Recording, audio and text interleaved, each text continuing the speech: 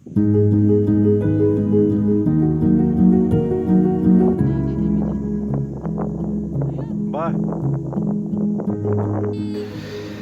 समाजभन्दा केही पर रङ्गीन दुनियाँबाट टाढा कहीँ एकान्तमा यहाँको अवस्था फरक छ।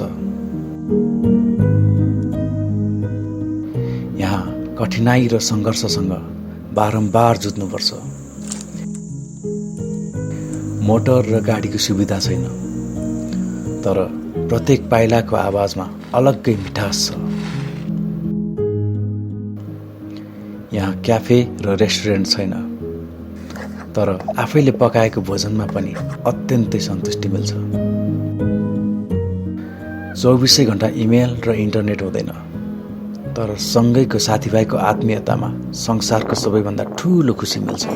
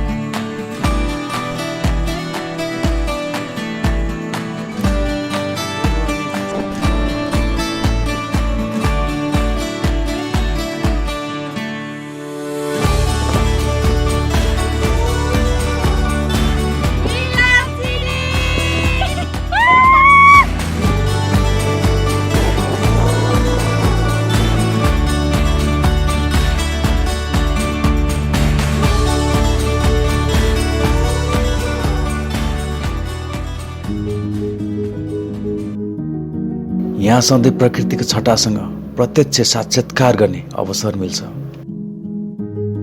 हिमालहरूले हाँसेर स्वागत गरिरहेको हुन्छ। स्वच्छ हावा र कञ्चन पानीले मृत सञ्जीवनी समान जीवन प्रदान गर्छ। चेरदुङ डाँडाको यो पहाडले यहाँ आउने आगन्तुकहरूलाई अत्यन्त मनमोहक दृश्यसहित हर पल स्वागत गरिरहेको हुन्छ।